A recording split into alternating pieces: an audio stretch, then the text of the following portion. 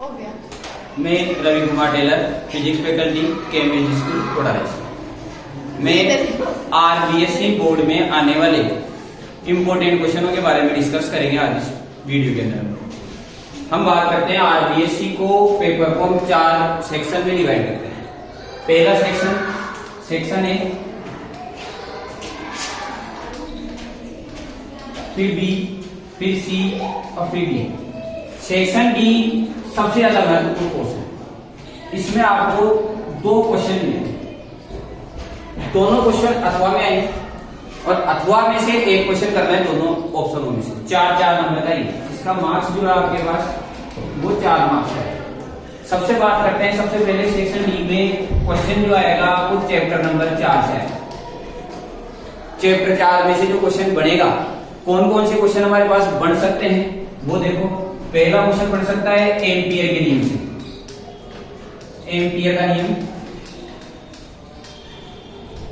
और अनुप्रयोग, जो आपके पास पिछले साल 2025 के पेपर में आया है। इसका मतलब ये क्वेश्चन एग्जाम में आने की प्रोबेबिलिटी बहुत कम है। दूसरा क्वेश्चन है आपके पास बायोसार का नियम,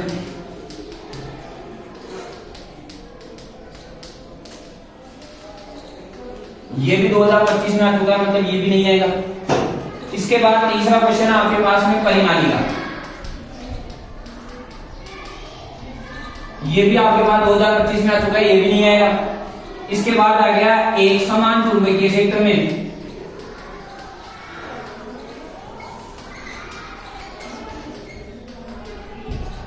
आवेश की गति, ये भी 2025 में, मतलब ये मॉडल पेपर 2025 का है, ये 2026 सॉरी ये 2025 के पेपर में आ चुका है, मॉडल पेपर 2026 में आ चुका है। इसका मतलब इनके चांसेस कम है। इसके बाद बचा हुआ जो टॉपिक है वो अब की बार बोर्ड में आने की प्रोबेबिलिटी सबसे ज्यादा है। अब 2026 में कौन कौन से क्वेश्चन आ सकते हैं, ये इंपॉर्टेंट सवाल है, आपको परीक्षा में एक बार देख के जाना है। कौन से क्वेश्चन है? पहला क्वेश्चन मैं बता रहा हूं, 2 समांतर धारावाही तारों में मध्य बल, इसका मान अपने को याद करना है सबसे पहले। दूसरा क्वेश्चन इंपॉर्टेंट है,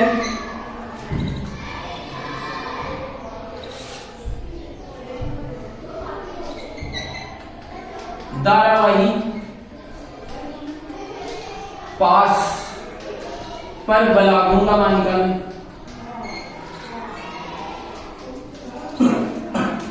और तीसरा क्वेश्चन है आपके पास में चल कुंडली धारा मान।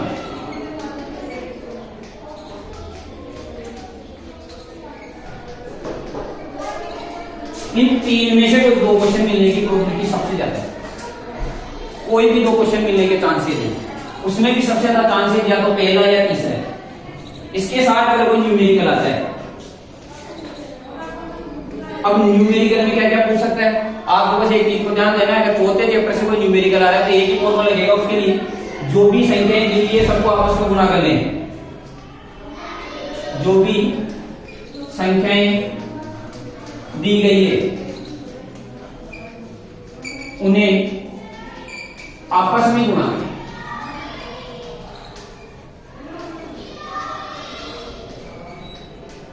ये पहली चीज को ध्यान रखना। अगर इस पे क्वेश्चन नहीं आया तो इस पे एक क्वेश्चन आ सकता है कि गैलोमीटर को एमीटर में कैसे बदला है। गैलोमीटर को एमीटर में बदलने के लिए ये गैलोमीटर है, इसका आपको कुछ प्रतिरोध देगा। इसका जो प्रतिरोध देगा उस प्रतिरोध को हमने जी से रिप्रेजेंट किया है। इसके साथ एक शंट प्रतिरोध जोड़ते हैं, इसका प्रतिरोध ऐसा है।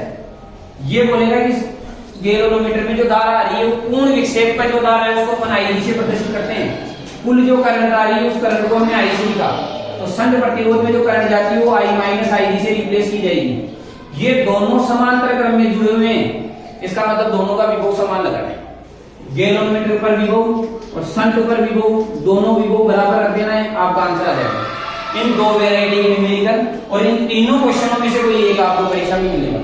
अब ये क्वेश्चन कैसे करते हैं, 2 समांतर धारावाही चालकताओं के मध्य बल अगर निकालना है तो कैसे निकालेंगे, मैं नहीं बता दूंगा। या आपके पास 2 चालकता है, इनमें धारा जा रही है, मान लो इसमें I1 और इसमें I2 है। पहली धारा के कारण पहली धारा के कारण आपको चुंबकीय क्षेत्र का मान देखना है।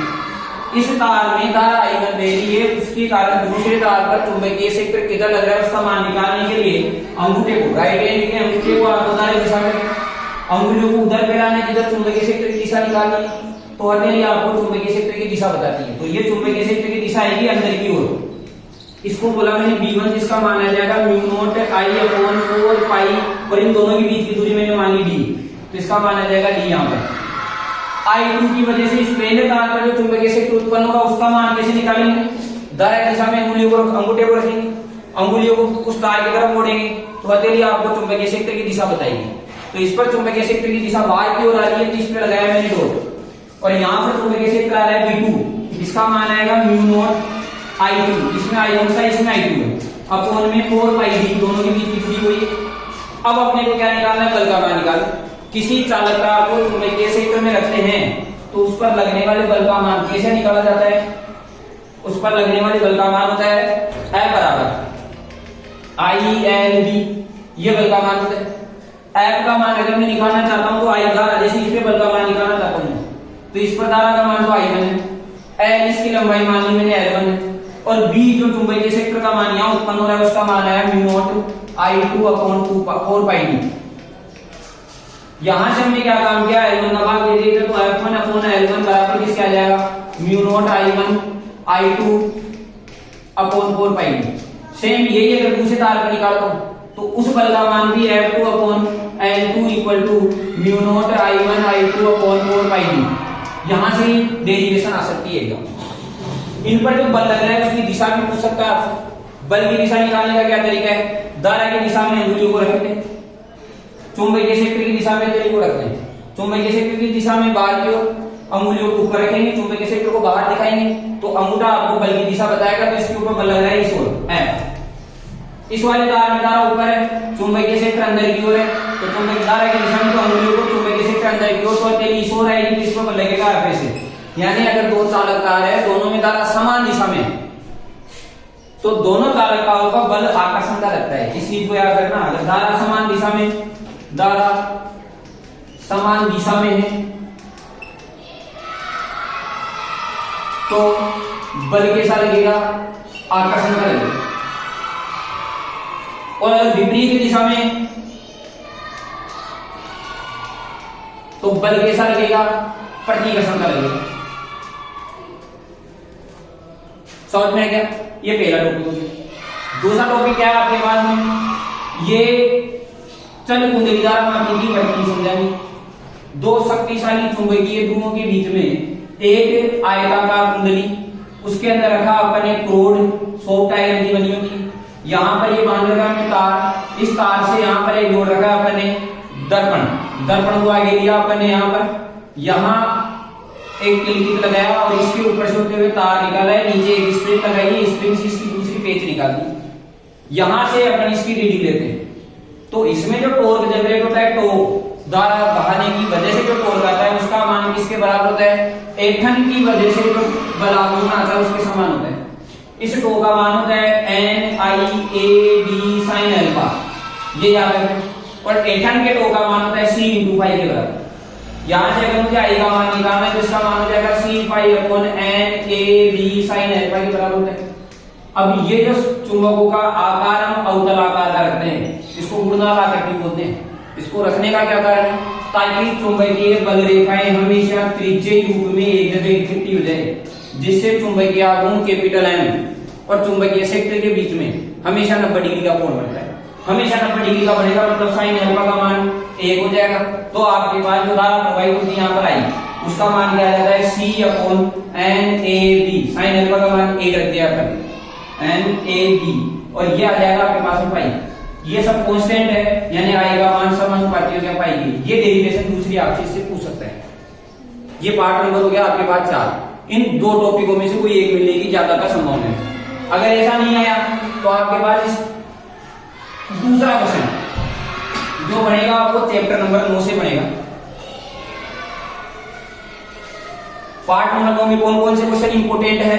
पहला क्वेश्चन पार्ट नंबर 9, ये दूसरा क्वेश्चन है। एक क्वेश्चन में बता दूं 4 नंबर का पहले। ये क्वेश्चन नंबर दूसरा है जिसमें पार्ट नंबर 9 है जिसका नाम है किरण प्रकाशी की। इसमें कौन कौन से क्वेश्चन ज्यादा महत्वपूर्ण है? पहला क्वेश्चन है आपके पास लेंस क्षमता के साथ, लेंस क्षमता के साथ आपको दूरदर्शी या सूक्ष्मदर्शी, ये सूक्ष्मदर्शी, लेकिन ये क्वेश्चन 2025 में आ चुका है तो इसके आने की संभावना अब नहीं है। अब इस पे इतना फोकस नहीं करना है अपने को, एक बार देखना है सबको, लेकिन परीक्षा में जाने से पहले इन सब चीजों को जो मैं इंपॉर्टेंट बता रहा हूं उनको अच्छी तरीके से देख के जाना। इसके बाद आगे एक प्रिज्म, ये भी लास्ट ईयर एग्जाम में आ चुका है, इसका मतलब ये भी अपने को नहीं पढ़ना है। इसके बाद आगे एक लेंस मेकर सूत्र, लेंस मेकर सूत्र, ये क्वेश्चन आपको मॉडल पेपर 2026 में दिया हुआ है, मतलब इस पे भी फोकस नहीं करना। जो शेष बच गई उनमें से कोई एक मिलने की संभावना है। अब क्या क्या मिल सकता है आपको? सबसे पहले तो ध्यान रखना दर्पण सूत्र, और वो सिर्फ आपका बोर्ड आपसे केवल अवतल दर्पण के लिए पूछता है, तो अवतल दर्पण के लिए दर्पण सूत्र याद रखना है पहली चीज। दूसरी चीज आपको याद रखना है गोलीय पृष्ठों से अपवर्तन, गोलीय पृष्ठों से अपवर्तन का सूत्र आपसे पूछा जाएगा। इसके साथ आपको याद रखना है दूरदर्शी। इन तीन में से कोई एक बड़ा क्वेश्चन 4 नंबर में मिलेगा आपको, या तो दूरदर्शी मिलेगा, या गोलीय पृष्ठों से अपवर्तन मिलेगा, या दर्पण सूत्र मिलेगा। गोलीय पृष्ठों से अपवर्तन से पूछ सकता है, गोलीय पृष्ठों से पूछ सकता है, दर्पण से दूरदर्शी से पूछ सकता है। अब दूरदर्शी से न्यूमेरिकल भी आता है, इससे जो न्यूमेरिकल बनता है उसमें आपको याद रखना है कि जो आवर्धन का सूत्र होता है वो होता है F0/Fp, और जो लेंसों के बीच की दूरी है जिसको ट्यूब लेंथ बोलते हैं उसका मान होता है L बराबर F0 प्लस Fp। आपको एग्जाम में देगा कि आवर्तन न्यू गुना है, तो जैसे F0/Fp हो गया, तो अगर मैं यहां से F0 का मान निकालना चाहूं तो Fp के बराबर हो जाएगा। वो बोलेगा ट्यूब की लंबाई 10 सेंटीमीटर की है या 100 सेंटीमीटर लंबी ट्यूब है, तो F0 की जगह क्या रखेंगे? Fp की जगह, ये तो F0 हो गया, Fp की जगह 9 F0 लिख देंगे, दोनों मिलाकर हो जाएगा 10 F0, ये बराबर हो जाएगा 100 के, 0 से 0 कैंसिल हो गया, तो F0 का मान आ गया 10। तो जब मेरे पास F0 का मान 10 आ गया, F0 की जगह मुझे रखना है 9Fp, ये रखना है मेरे को 9Fp, तो 9 और 1 हो जाएंगे 10, तो ये Fp का मान आएगा, Fp का मान आ गया आपके पास 10, तो F0 का मान यहाँ रख लो, 9 से गुणा कर लेंगे तो 90 सेंटीमीटर मेरे पास F0 का मान आ जाएगा। इस टॉपिक पे न्यूमेरिकल आया हुआ है, ये फिर दे सकता है वापस, अगर वो दूरदर्शी देता है तो साथ में न्यूमेरिकल दे सकता है। इसके अलावा एक न्यूमेरिकल और बनेगा इसमें, एक न्यूमेरिकल तो ये हो गया, एक न्यूमेरिकल और बना सकता है आपसे लेंस मेकर सूत्र से। उससे फोकस दूरी का सूत्र बनता है F = 1/F = μ0 μ2/1 1/R2 -1/R1। अब आपको इस फॉर्मूले को सोल्व करना है। अब पिछले जैसे क्वेश्चन आया है उस क्वेश्चन के अकॉर्डिंग इसमें एक चीज पूछी है, कभी कभी वो आपसे अपवर्तनांक पूछ लेता है परीक्षा में, तो ध्यान रखना कांच है, कांच का अपवर्तनांक हमेशा 1.5 होता है, तो अगर आपसे इस फॉर्मूले से अपवर्तनांक पूछता है तो हमेशा 1.5 ही आंसर आना चाहिए। और अगर वो फोकस दूरी पूछता है तो आपको कॉन्सेप्ट याद रखो कि परीक्षा में साफ बोलेगा कि अवतल दर्पण है या अवतल लेंस है या उत्तल लेंस है, ये आपको पेपर में साफ साफ पहले से ही बोल दिया जाएगा कि उत्तल लेंस है, तो फॉर्मूले को थोड़ा सा चेंज करेगा, फॉर्मूले को चेंज करके लिखना 1/F किसके इक्वल रखना है अपने को, उत्तल लेंस है, प्लस लगाना, यहां लिखना μ2/μ1 -1/R1 + 1/R। लेकिन अगर आपसे बोलता है अवतल लेंस है तो आपको लिखना है 1/F, यहां लगाना -μ2/μ1 -1/R1 -1/R2। आप इस तरीके से इसको कर सकते हैं। सॉरी मैंने गलती कर दी, इसमें प्लस है। एक चीज ध्यान रखना, चाहे अवतल लेंस है चाहे उत्तल लेंस है, अगर वो फोकस दूरी पूछता है तो दोनों को रेडियस दोनों की ऐड हो जाएगी, दोनों की त्रिज्या आपस में जुड़ेगी। अवतल है तो बार माइनस, उत्तल है तो बार प्लस लगेगा, दोनों की त्रिज्या आपस में जुड़ जाती है। ये हो गया आपके पास डी सेक्शन। तो मैंने बताया डी सेक्शन के बारे में 2 क्वेश्चन है, एक क्वेश्चन 90 चैप्टर से, एक क्वेश्चन 4थे चैप्टर से आएगा। कन्फर्म है 90 से ही मिलेगा या 4थे से मिलेगा। 4थे से कौन कौन से मिलेंगे? 3 क्वेश्चन बताए मैंने, तीनों में से कम एक तो मिलने वाला है। 90 में भी मैंने 3 बताए, दर्पण सूत्र, गोलीय पृष्ठों से अपवर्तन और दूरदर्शी, इन तीनों में से एक मिलेगा कंफर्म। अब बात करते हैं सेक्शन सी की। ये सेक्शन डी की बात करी मैंने पहले, 4 4 8 नंबर। अगर हम सिर्फ ये 8 नंबर की तैयारी करते हैं तो भी बहुत है। जिसको कुछ नहीं आता है वो अगर इस क्लास को भी ले लेता है, इसके बताए हुए टॉपिकों को पढ़ जाता है, 2 दिन बहुत होते हैं गैप के, तो भी वो अच्छे मार्क्स लेके आ सकता है। अब बात करते हैं अपन सेक्शन सी की। सेक्शन सी में क्या पूछ सकता है अपने से, यह आएगा 3 नंबर का क्वेश्चन। अब 3 नंबर के मार्क्स में क्या क्या क्वेश्चन पूछ सकता है। सबसे पहले देखें, द्विध्रुव के अक्ष पर विद्युत क्षेत्र की तीव्रता, ये पिछले साल आ गई है, यह मॉडल पेपर में दी हुई है, नहीं पूछेगा। अनंत लंबाई के कारण आवेश, अनंत लंबाई के आवेश के कारण विद्युत क्षेत्र की तीव्रता, ये भी मॉडल पेपर में दिया हुआ है, नहीं पूछेगा। फिर 2026 के लिए तैयार है, इससे बड़ा क्वेश्चन पिछली बार नहीं आया था, अब की बार आएगा इस चैप्टर में से, पहले चैप्टर में से। चैप्टर नंबर मैं बात कर रहा हूं पहले की, पहले चैप्टर में से अपने को इंपोर्टेंट क्या पढ़ना है। पहले चैप्टर में अपने को पढ़ना है एक समान आवेशित अनंत चादर के कारण, एक समान आवेशित अनंत लंबाई की चादर या परत के कारण विद्युत क्षेत्र की तीव्रता। इस क्वेश्चन को ध्यान रखना है। दूसरा क्वेश्चन आपसे इसमें पूछ सकता है, 3 मार्क्स का क्वेश्चन है, अथवा नहीं आएगा, यही पढ़ना है। और जैसे जैसे नंबर छोटे होते जाएंगे वैसे वैसे क्वेश्चनों की संख्या बढ़ती जाएगी। जहां 4 मार्क्स का क्वेश्चन था वहां क्वेश्चनों की संख्या 3 थी, अब इनमें 4 या 5 क्वेश्चनों में से कोई एक मिलेगा। इसके साथ एक पूछ सकता है आपके गोलीय कोष के कारण विद्युत क्षेत्र, गोलीय कोष के कारण विद्युत क्षेत्र की तीव्रता पूछ सकता है गाउस के नियम में। इसके अलावा आपसे पूछ सकता है विश्वत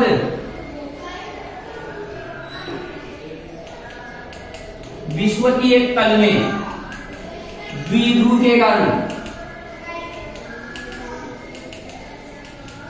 विद्युत क्षेत्र की तीव्रता पूछ सकता है यहां से अपने से। इसके बाद आपसे एक न्यूमेरिकल भी यहां से पूछा जा सकता है।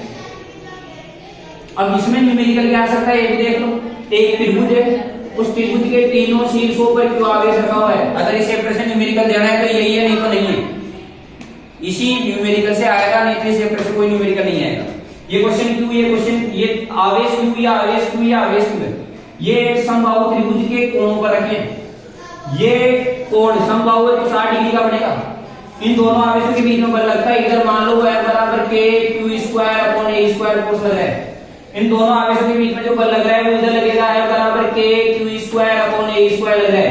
दोनों के बीच की दूरी 60 है, तो बीच का जो परिणामी बल आएगा वो F बराबर आ जाएगा यहाँ पर √3 × F के इक्वल 60 डिग्री है, 60 डिग्री से √3 गुणा बढ़ता है। F का मान रख दो, आंसर आ जाएगा F नेट का मान k q square upon a square × √3। इस क्वेश्चन को अच्छी तरीके से देख के जाना। इसके साथ मैंने बताया गोलीय कोष। इस गोलीय कोष को देखो, गोलीय कोष ऐसा है, इसके अंदर विद्युत क्षेत्र की तीव्रता 0 होती है, अंदर कोई आवेश नहीं है, समस्त आवेश सतह पर रखा होता है गोलीय कोष में। बाहर पृष्ठ पर विद्युत क्षेत्र की तीव्रता सरफेस पर होती है k q upon capital R square, और बाहर किसी बिंदु पर विद्युत क्षेत्र की तीव्रता पूछता हूं तो इसका मान होता है k q upon small r square. इसका ग्राफ बनाते हैं, इसका ग्राफ इस तरीके से बनेगा, यहां तक स्मॉल r बराबर कैपिटल R है, जब तक तो इसमें कोई विद्युत क्षेत्र की तीव्रता नहीं है, e बराबर 0 है, और इसके बाद इसका ग्राफ ऐसा आता है। इस ग्राफ को भी देख के जाना है। इसके बाद ऊपर वाला देखो, अनंत लंबाई की चादर, तो किसी चादर के कारण अगर मेरे से पूछता है तो हम कैसे निकालेंगे इसका मान।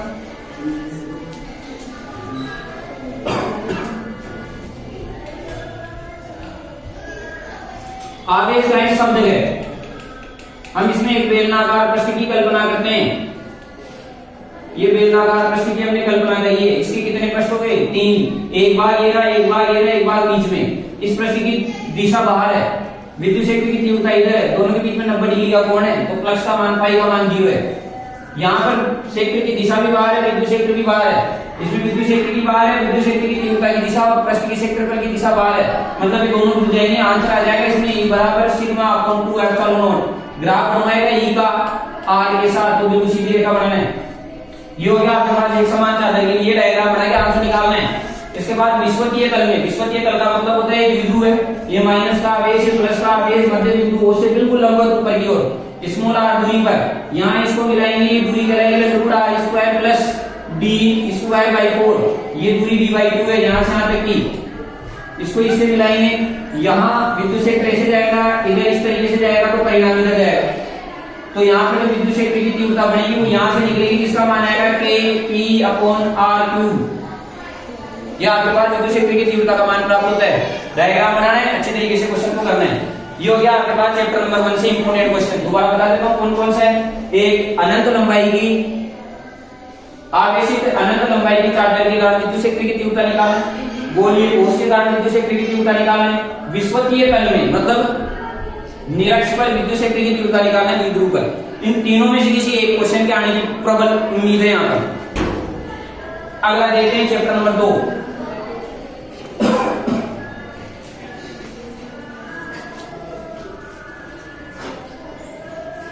नहीं, सेकंड क्वेश्चन आएगा चैप्टर नंबर 7 में से, बीच में कोई क्वेश्चन नहीं है। दूसरे तीसरे चौथे से यहाँ पर कोई क्वेश्चन नहीं आएगा तीसरे सेक्शन के अंदर। सेक्शन सी में पहला क्वेश्चन मिलेगा चैप्टर 1 से, दूसरा क्वेश्चन मिलेगा आपको चैप्टर नंबर 7 से। चैप्टर नंबर 7 में आपको क्या मिलने वाला है, औसत शक्ति एलसीआर परिपथ की मॉडल पेपर में दी हुई है, नहीं आएगी। अनुनादी आवृत्ति ज्ञात करो, 2025 में भी आ चुकी है, मॉडल पेपर में भी दे रखा है, नहीं आएगी। अब बचा आपके पास में कौन सा, वो IRMS परिपथ में अगर संधारित्र जुड़ा हुआ है तो धारा का मान ज्ञात कीजिए, ये भी 2025 में आ चुका है। इसका मतलब जो 2026 में यहाँ से क्वेश्चन मिलने की संभावना है कि जब एसी परिपथ में शुद्ध एल प्रेरक जुड़ा हुआ हो, ये सवाल पूछ सकता है आपसे परीक्षा में। जब शुद्ध प्रेरक जुड़ा हुआ है तो कलांतर धारा में और विभव में कलांतर का मान ज्ञात कीजिए। दूसरा क्वेश्चन जो मुझे इस साल इंपोर्टेंट लग रहा है वो है ट्रांसफॉर्मर। ये आपको याद रखना, इसके ऊपर न्यूमेरिकल भी आ सकता है। इसमें क्या देगा आपको, V1/V2 equal to N1/N2 equal to I2/I1। इस फॉर्मूले पे न्यूमेरिकल भी आ सकता है ट्रांसफॉर्मर के ऊपर। कुछ नहीं है, दो की वैल्यू, ये दोनों से कंपेयर अगर करवा रहा है तो चारों वैल्यू में से 2-3 वैल्यू देगा, एक पूछ लेगा। केवल आपको फॉर्मूले में वैल्यू रखना है, आंसर निकालना है। इसके अलावा तीसरा क्वेश्चन जो आपके पास बढ़ सकता है वह कौन सा है, एलसीआर परिपथ में जेड का मान ज्ञात करो फेजर आरेख से ज्ञात करो। जेड का मान कैसे निकालेंगे, ऐसे फेजर आरेख नहीं, ये किसी पर्टिकुलर टाइम को रिप्रेजेंट कर रहा है। तो यहाँ पर ये प्रतिरोध आर, इससे बात करता हूँ 90 डिग्री आगे, ये एक्सएल है, इससे 90 डिग्री पीछे की बात करते हैं तो ये एक्ससी है। तो यहाँ कहीं इन दोनों का अंतर एक्सएल माइनस एक्ससी को रिप्रेजेंट करेगा। इनका जो रिजल्टेंट आएगा वो ये निकल के आएगा जो आपके पास जेड को रिप्रेजेंट करता है। तो जेड का मान आता है हमारे पास अंडर में R square plus XL minus XC का होल स्क्वायर। ये हमें किसको बताता है, ये वाला मान जेड को प्रदर्शित करता है। अब इसमें भी एक अवस्था है अनुनाद की। अनुनाद किसे कहते हैं, जब एक्सएल का मान किसके बराबर होता है, एक्सटी के, तो जेड का मान न्यूनतम आ जाता है। हो सकता है परीक्षा में यही सवाल पूछ ले कि जेड का मान न्यूनतम कितना होता है, वो आर होता है। एक दो ग्राफ है इस चैप्टर के अंदर, अगर ग्राफ पूछता है मेरे से एक्सएल और एफ का तो वो ग्राफ ऐसा बनेगा। अगर वो मेरे से ग्राफ पूछता है एक्ससी और एफ का तो वो ग्राफ ऐसा बनेगा। ये दोनों जहां एक दूसरे को काटते हैं वो अनुनादी आवृत्ति कहलाती है। मेरे से ग्राफ पूछ सकता है वो जेड के साथ में आर का, जेड के साथ एफ का ग्राफ पूछ सकता है तो इस तरीके से ग्राफ बनता है। न्यूनतम जहां पर मान होता है वो आर कहलाता है। इस चीज को ध्यान रखना है थोड़ा सा। एक न्यूमेरिकल यहां से क्या आ सकता है कि IRMS का मान निकालो, जब भी I0 का मान दिया हुआ है तो इसमें रूट 2 का भाग दे देना या 0.707 into I0 कर सकते हो आप। इसकी सहायता से क्वेश्चन हो सकते हैं। तो 7 पार्ट में से 3 नंबर का क्वेश्चन, सी सेक्शन में 3 नंबर में पहला क्वेश्चन चैप्टर नंबर पहले से, दूसरा क्वेश्चन चैप्टर नंबर 7 में से आएगा। कौन से क्वेश्चन आ सकते हैं, जब एसी परिपथ में शुद्ध एल जुड़ा हुआ है, जब ट्रांसफॉर्मर के बारे में पूछ सकता है कि उत्पन्न करके बताओ ये वाला फॉर्मूला। तो V1/V2 N1/N2 I2/I1 ये वाला न्यूमेरिकल यहां से पूछा जा सकता है इस फॉर्मूले से। और तीसरा क्वेश्चन है एलसीआर परिपथ में फेजर आरेख, ये वाला फेजर आरेख है। इस फेजर आरेख से जेड का मान निकालना, पाइथागोरस प्रमेय लगानी, डायग्राम बनाना, इंपोर्टेंट है बस। अगर आपने डायग्राम बना लिया तो आप इसका क्वेश्चन सोल्व कर सकते हैं आसानी से। इसके बाद तीसरा क्वेश्चन सेक्शन नंबर सी में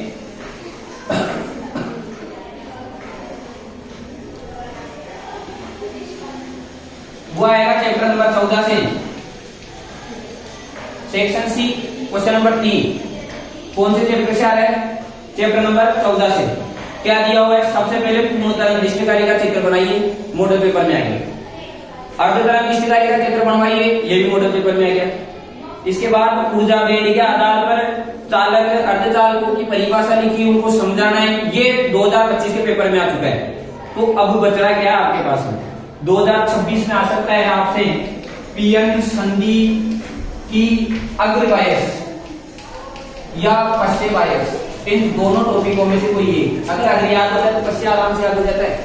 ये पीएन संधि है, इधर तीसरा इधर एनसीरा, बीच में तीसरे की तरफ माइनस एनसीरे की तरफ प्लस, इनको जोड़ा मैंने बेटी से। जब पॉजिटिव को पॉजिटिव से, नेगेटिव को नेगेटिव से जोड़ते हैं तो पीएन संधि अग्रवायस में कहलाती है। इसका उल्टा जोड़ देंगे तो पीएन संधि पश्चवायस में कहलाती है। क्या वर्किंग होती है वो समझाना है। अग्रवायस में विसरण धारा प्रवाहित होती है, पश्चवायस में अपवाह धारा प्रवाहित होती है, इसको भी ध्यान रखना है। इसके बाद दूसरा आ सकता है अर्ध तरंग निष्ठकारी, इसको इंपोर्टेंट याद करना। अर्ध तरंग निष्ठकारी, इसको भी याद करना। एक क्वेश्चन आ सकता है जैसे पीएन संधि डायोड है, इसको बता दे यहाँ पर 10 वोल्ट से जोड़ा गया है, इधर 5 वोल्ट से जोड़ा गया है, तो कौन से वायस में कार्य कर रहा है। इस तरीके का छोटा सा सवाल साथ में पूछ सकता है। तो जैसे ये पीसी रहा है, पॉजिटिव को हाई वोल्टेज से जोड़ा है, ये एनसी रहा है, नेगेटिव को लो वोल्टेज से जोड़ा है, तो डायोड कौन से वायस में चला जाएगा? डायोड अग्रवायस में चला जाएगा। तो यहाँ से क्वेश्चन पूछे जा सकते हैं पार्ट नंबर 14 से क्वेश्चन नंबर 3। इसके बाद ये सी सेक्शन खत्म हो गया। सी सेक्शन में 3 क्वेश्चन आएंगे, बी सेक्शन में 2 क्वेश्चन आएंगे। अब बात करते हैं सेक्शन नंबर बी, जो 1.5 नंबर का है। सेक्शन बी कितने मार्क्स का है? 1.5 नंबर का क्वेश्चन है। पहला क्वेश्चन कहां से मिलेगा? चैप्टर नंबर 2 से। चैप्टर नंबर 2 से क्वेश्चन मिलेगा, मॉडल पेपर में दिया हुआ है सम विभव पृष्ठ के बारे में, जो इस साल नहीं पूछेगा। इसके बाद 2025 में आया हुआ है क्यू आवेश के कारण स्मॉल आर दूरी पर, यानी बिंदु आवेश के कारण विद्युत विभव का मान, ये भी नहीं पूछेगा। तो फिर 2026 में क्या पूछ सकता है?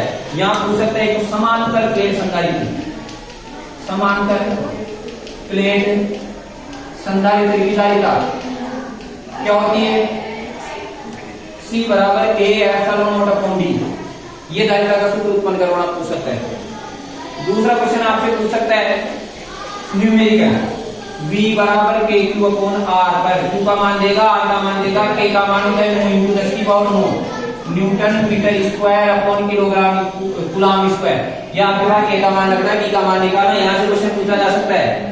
इसके बाद आवेशों की निकाय की स्थिति ऊर्जा, 3 आवेशों की निकाय, 2 निकाय की स्थिति ऊर्जा, जैसे 2 आवेशों की निकाय की स्थिति ऊर्जा U बराबर K Q1 Q2 upon R12। 3 आवेशों की निकाय की स्थिति ऊर्जा K Q1 Q2 upon R12 plus K Q2 Q3 upon R23 plus K Q1 Q3 upon R13। इस तरीके से स्थिति ऊर्जा निकालना है निकाय की। कितने भी आवेशों की निकाय निकाल जा सकती है, ये 2 की, ये 3 की, तो मतलब स्थिति ऊर्जा ये पूछा जा सकता है। तीसरा क्वेश्चन है संधारित्रों के श्रेणी क्रम और समांतर क्रम संयोजन के बारे में सवाल आ सकता है। श्रेणी क्रम और समांतर क्रम संयोजन इजी क्वेश्चन आएगा, बहुत आसान। आपको केवल कॉन्सेप्ट पता होना चाहिए। श्रेणी क्रम संयोजन या समांतर क्रम संयोजन। अब क्या क्या सवाल आ सकता है? श्रेणी क्रम में है संधारित्र, तो उत्तर आता है आपके पास में C1 C2 upon C1 plus C2, ये सूत्र लगाना है।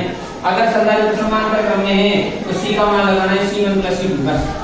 2 संधारित्र 3 संधारित्र में 4 में से 16 जाएगा। अगर ये नहीं लगता है तो आप 2 से जाता है तो 1/C upon 1 upon C1 plus 1 upon C2 इस 4 में से भी कर सकते हो। ये क्वेश्चन है दूसरे चैप्टर में से, इनमें से कोई एक क्वेश्चन मिलेगा। जहां तक संभावना है ज्यादा न्यूमेरिकल आने की, या तो यहाँ से पूछेगा या यहाँ पर श्रेणी क्रम समांतर क्रम के न्यूमेरिकल पूछेगा। दोबारा देखो पार्ट नंबर 2 से 1.5 नंबर का क्वेश्चन सेक्शन बी में पहला क्या मिल सकता है आपको? समांतर प्लेट संधारित्र की धारिता उत्पन्न कीजिए। दूसरा सवाल पूछ सकता है आपसे Q का मान और R का मान दे देगा तो विभव का मान पूछ सकता है, K का मान फिक्स होता है, याद रखना 9 × 10⁻9। तीसरा क्वेश्चन स्थिति ऊर्जा के सूत्र पूछ सकता है। चौथा क्वेश्चन श्रेणी क्रम और समांतर क्रम के बारे में पूछ सकता है। संधारित्र को जब श्रेणी क्रम में जोड़ते हैं तो 2 संधारित्र जुड़े हुए, ध्यान रखना C1 C2 C2 upon C1 plus C2। अगर n समान संधारित्रों को जोड़ रखा है तो इसका मान C बाई n हो जाता है श्रेणी क्रम में, और अगर n समान संधारित्रों को समांतर क्रम में जोड़ रखा है तो उत्तर Cn हो जाता है। अब वो कभी लास्ट में को गुणा करवा सकता है, भाग दिला सकता है, दोनों का अनुपात पूछ सकता है। इस तरीके से सवाल पूछे जा सकते हैं। एक छोटा सा क्वेश्चन और ध्यान रखना, अगर संधारित्र की प्लेटों के बीच में माध्यम मिला दिया जाता है तो धारिता उतना ही गुना बढ़ जाती है। जैसे मान लो अभी कोई माध्यम नहीं है तो धारिता का मान 6 फेरेड या 6 माइक्रोफेरेड है। अब वो बोलता है कि इसके अंदर एक परावैद्युत पदार्थ K का मान 2 मिला दिया गया है तो धारिता का मान कितना होगा, गुणा कर लो, माध्यम में धारिता का मान हो जाएगा 6 × 2 माइक्रोफेरेड, तो आंसर आ जाएगा 12 माइक्रोफेरेड। ये हमारे पास धारिता का मान प्राप्त हो जाता है। ये चैप्टर नंबर 2 के इंपोर्टेंट क्वेश्चन बता दिए मैंने। इसके बाद अपन बात करते हैं चैप्टर नंबर 6 की। 3 में से नहीं आएगा,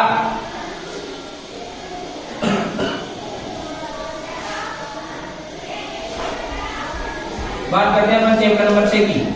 section B second question chapter number 6 में से मिलेगा। क्वेश्चन क्या दिया हुआ आपके पास, मॉडल पेपर 2026 में दिया हुआ है, चुंबकीय क्षेत्र के लंबवत एक छड़ को गति कराने पर प्रेरित विद्युत वाहक बल का मान ज्ञात कीजिए। यह बन जाएगा। तो फिर क्या पूछ सकता है, तो इसमें पूछ सकता है कि लेंथ का नियम, लेंथ की जगह फेराडे के लिए एक ही बात है। नियम क्या कहता है, लेंथ का नियम उत्पन्न विद्युत वाहक बल का मान माइनस d∅dt के बराबर होता है, यानी उत्पन्न विद्युत वाहक बल सदैव उन कारणों का विरोध करता है जिसके कारण उसकी उत्पत्ति हुई है। दूसरा क्वेश्चन आपसे पूछ सकता है स्वयं प्रेरण, इसकी जगह वो आ सकता है अन्योन्य प्रेरण। अन्योन्य प्रेरण से याद रखना है कि ट्रांसफॉर्मर के सिद्धांत पे कार्य करता है, ट्रांसफॉर्मर अन्योन्य प्रेरण के सिद्धांत पर कार्य करता है।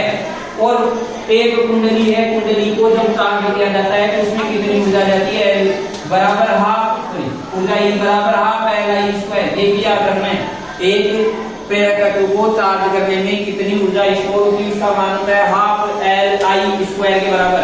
इन क्वेश्चनों में से कोई क्वेश्चन आ सकता है। एक आ सकता है प्रेरित धारा की दिशा पूछ सकता है लेंज के नियम से, लेंज के नियम से दिशा भी पूछ सकता है, धारा की दिशा। बहुत सारे क्वेश्चन किताब में दिशा वाले पुराने बोर्ड में जो क्वेश्चन करने के जाना है। जैसे एक कुंडली है, इस कुंडली के पास में एक क्षण चुंबक N और S का ध्रुव लेकर आते हैं, तो जब इसके पास लाते हैं तो ये सिरा मिल जाता है, तो धारा की दिशा यहाँ से यहाँ की ओर होगी, मतलब ये सिरा A ये B, तो धारा A से B की ओर प्रवाहित होती है। अगर N सिरे को दूर लेके जाएंगे तो यहाँ पर S बनेगा, S बनेगा तो धारा की दिशा उस हिसाब से परिवर्तित हो जाती है। इसके अलावा एक जलित्र में उत्पन्न अधिकतम विद्युत वाहक बल का मान पूछा जा सकता है। अधिकतम विद्युत वाहक बल E0 का मान N/V/A इस सूत्र से करना है। सबके मान आपको पेपर में मिलेंगे, N का मान मिलेगा, B का मिलेगा, A मिलेगा, ओमेगा मिलेगा। एक चीज मैंने पहले भी बताई है कि अगर चुंबक वाला कोई भी क्वेश्चन आ रहा है, आपको समझ में नहीं आ रहा है, जो मेरी देखिए सबको गुणा कर दो। अधिकांश सूत्रों में सब संख्याएं आपस में गुणा हो रही है, इसको ध्यान रखना। इसके बाद ये हो गया आपके पास क्वेश्चन नंबर 2 चैप्टर नंबर 6।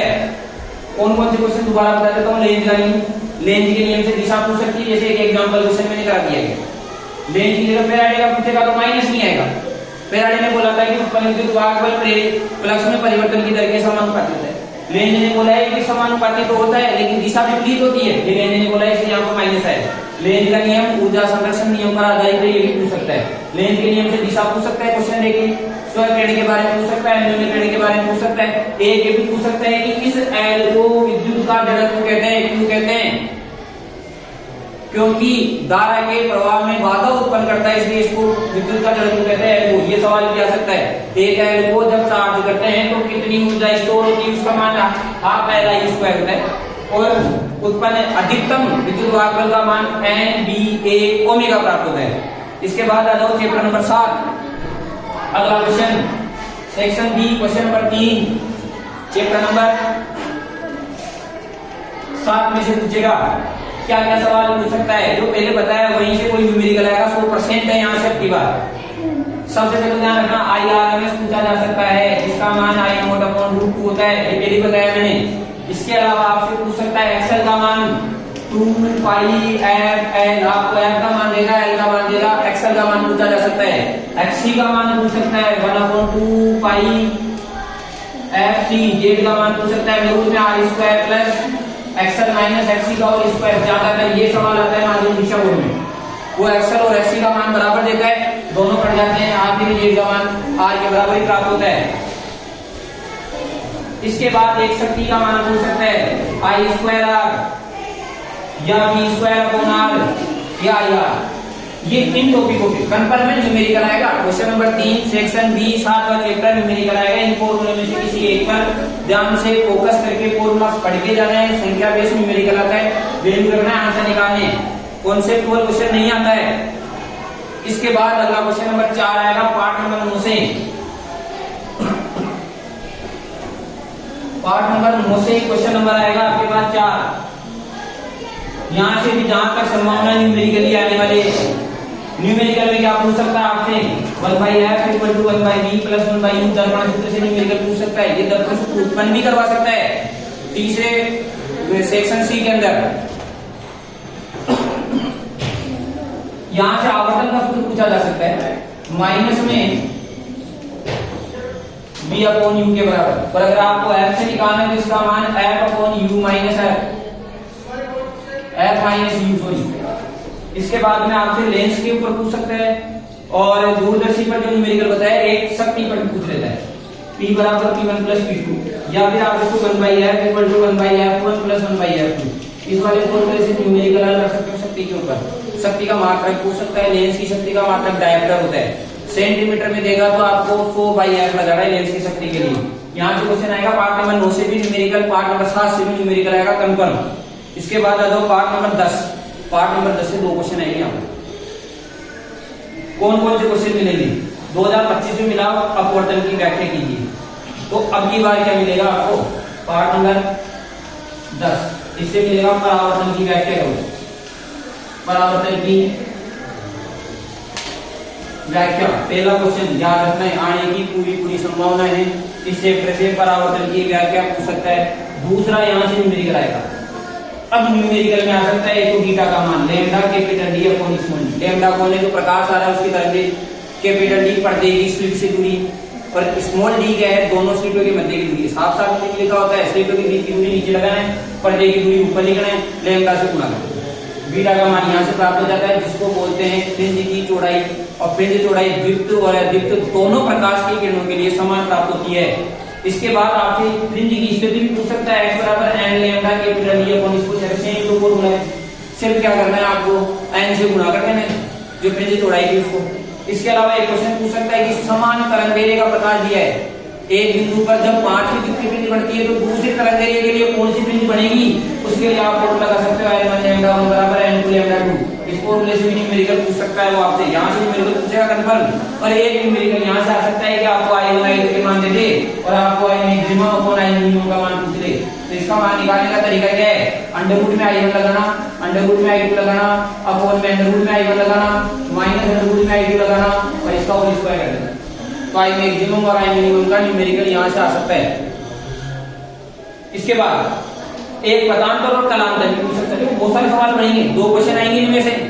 कितने क्वेश्चन बताए मैंने? 1 2 3 4 कॉन्सेप्ट बता दो। 5वां क्वेश्चन कॉन्सेप्ट इस चैप्टर का 5वां कॉन्सेप्ट है पदांतर डेल x अपॉन लैम्डा, कलांतर डेल पाई अपॉन 2 पाई। इस वाले पे न्यूमेरिकल पूछ सकता है, हो सकता है फॉर्मूला भी पूछ ले। वो कलांतर का मान दे दे, पदांतर पूछ ले, पदांतर का मान दे दे, कलांतर पूछ ले। ये दोनों चीजें आपको पूछ सकता है। इसके बाद एक क्वेश्चन और पूछ सकता है आपसे एकल जिरी विवर्तन। एकल जिरी विवर्तन कितने क्वेश्चन हो गए? 6। इन 6 में से कोई 2 क्वेश्चन आएंगे और कंफर्म है आने वाला इस चैप्टर में से 2 सवाल। डेढ़ नंबर के 2 question section B question number 5 और क्वेश्चन नंबर 6 चैप्टर नंबर 10 में से मिलेंगे। इसके बाद आ जाओ चैप्टर नंबर 11।